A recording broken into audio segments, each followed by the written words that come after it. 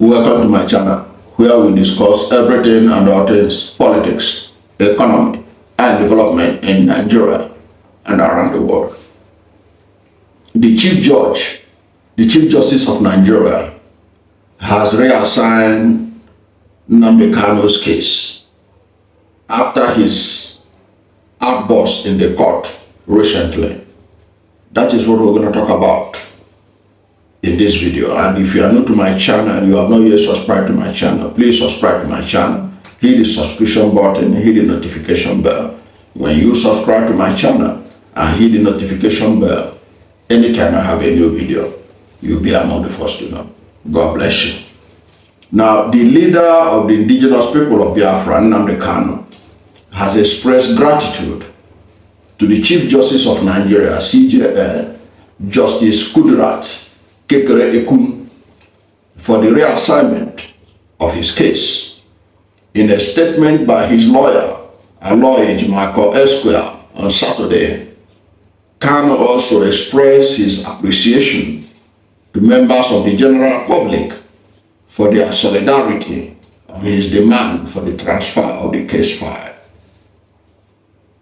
Kanu also noted that he received 2 letters from the Chief Justice of Nigeria and the Chief Judge of the Federal High Court, Justice John Soho, conveying the transfer of the case to another judge after his earlier letter complaining about the continued trial before Justice Binta Nyako. Recall that the furious Kanu had during the February 10 sitting before Justice Nyako of the Federal High Court lamented that the judge refused to recuse herself from his trial, accusing her of bias. Now, you know about this case, of course, I believe you do. You know that when Nnamdi Kanu appeared in court on February 10th, he was furious because Justice Nyako refused to recuse herself from his case, because already Nnamdi Kanu had protested her continued handling of the case, accusing her of bias, insisting that he, Nnamdi Kanu, will not get justice under such a biased judge, and that the woman should recuse herself. Actually, if you follow this story for a long time, you will know that the Chief Judge of the High Court eventually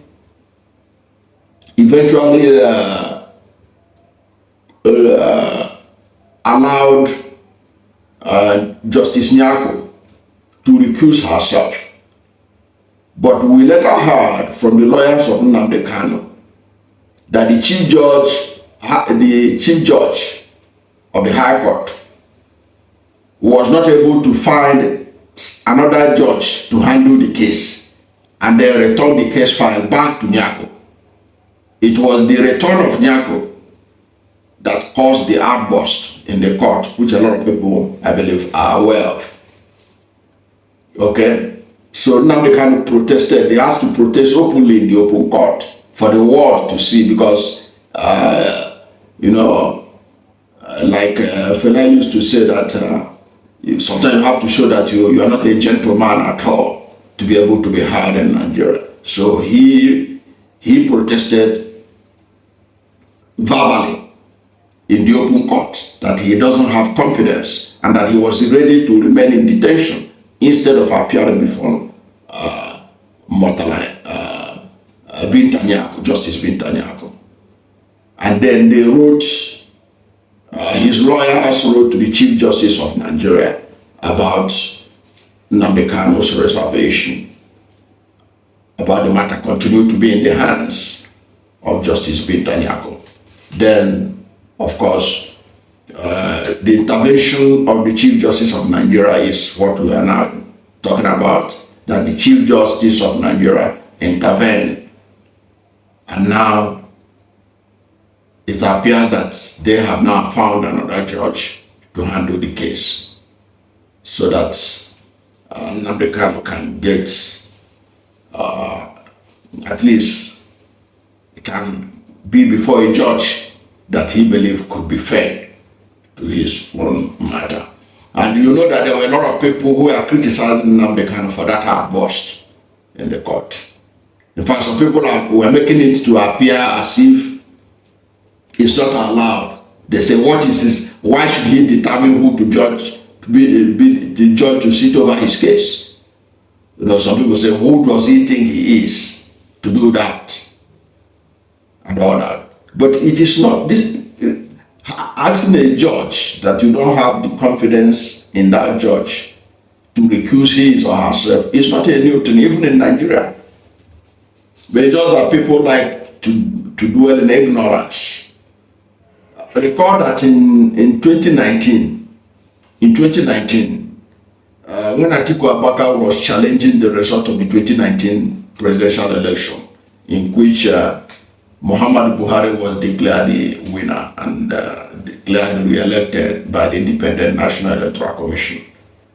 Alhaji Atiku Abubakar, who was the presidential candidate of the PDP, and the PDP itself, asked the president of the Court of Appeal, they asked the president of the Court of Appeal herself, Zena Bukachua, to recuse herself from their case. Yes. You know, people like to act as if they don't know the facts, or they deliberately feign ignorance of some of these things. Atiku Abubakar and PDP insisted that the then president of the Court of Appeal, Zainab Bukachua, must recuse herself from their case, that they don't have confidence that Zainab Bukachua can give them justice. And it became an issue. There was resistance even by the Justice Zainab Bukachua. It was reported in the media that she resisted being recused. But eventually, common sense prevailed and she recused herself from the matter. But recusing herself, of course, didn't help Article 2. At the end of the day, the appeal court still ruled that it was Buhari that won the election. But just to draw attention to the fact that it is not a new thing to ask a judge you are not comfortable with, a judge you perceive you will not get justice with, to ask for that person, that court, to recuse herself, his or herself. So it is common sense. And Atiku and Co, they did it because they believe that they can't get justice under Justice Bukachua, Zainab Bukachua at that time. So it is allowed to seek for a judge who don't have interest in to recuse herself. And that was his or herself. And that was what Nnamdi Kanu did in the open court. And you can see that it was a sort of frustration. I can tell you for free, if they didn't do that drama, Nnamdi Kanu will still be forced to be appearing before Justice Binta Nyako. Now that he protested and the CJN is aware of it, where then did they produce this judge that has agreed now to take the case?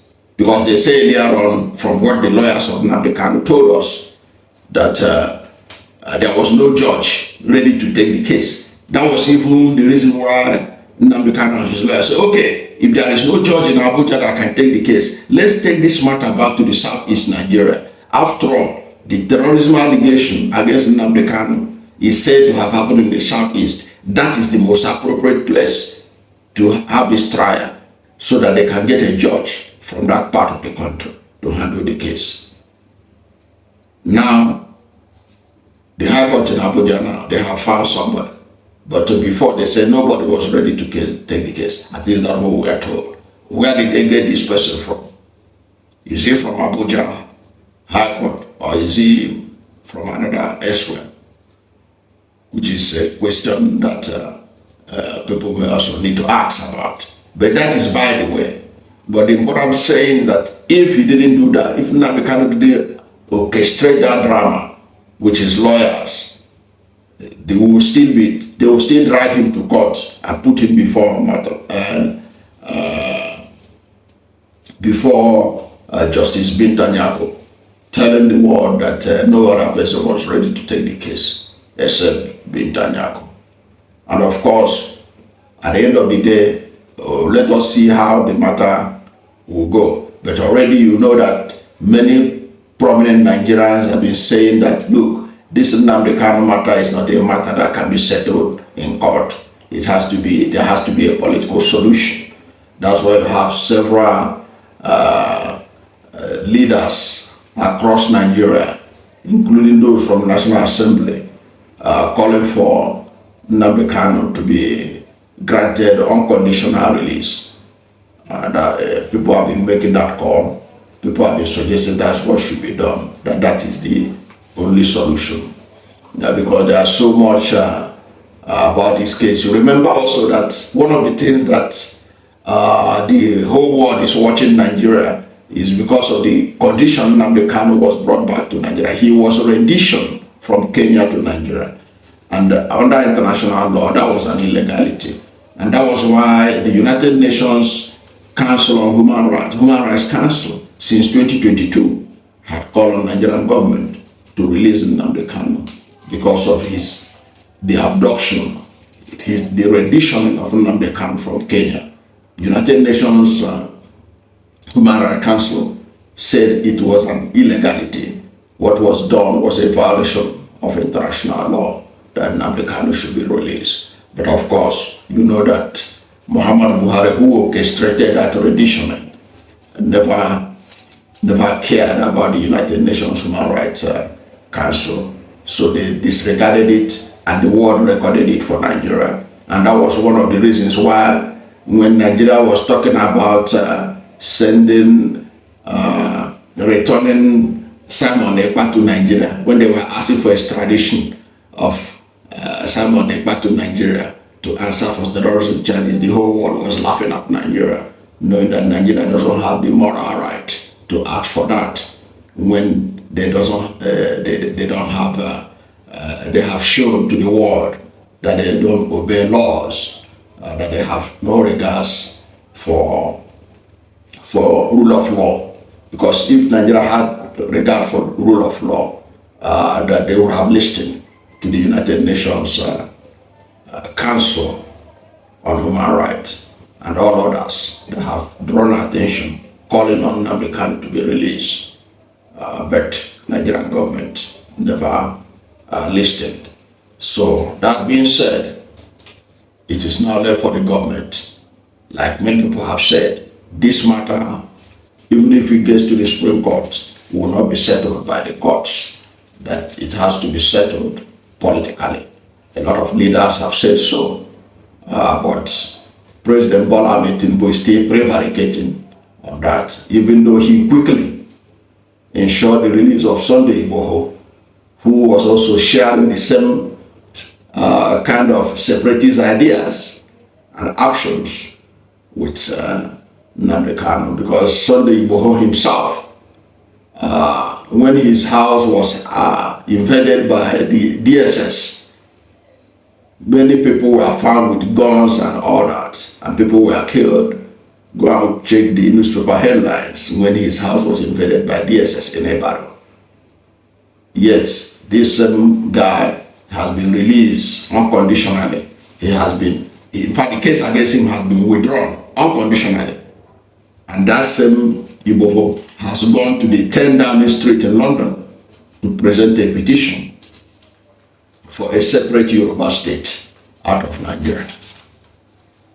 That's part of the things that people watch and they begin to question. Why then have they not done something to ensure that this Nnamdi Kanu matter is settled politically as had been requested by Ohaneze, Afenifere, and others across the country? Whatever is your position on this matter, let's hear from you at the comment section. Thank you for watching this video. And if you are new to my channel, you have not yet subscribed to my channel, please subscribe to my channel hit the subscription button, hit the notification bell. When you subscribe to my channel and hit the notification bell, anytime I have a new video, you'll be among the first to know. God bless you. And please don't forget to like this video, because when you like it, God will rank it high and recommend it for more people. Thank you, and God bless you and yours.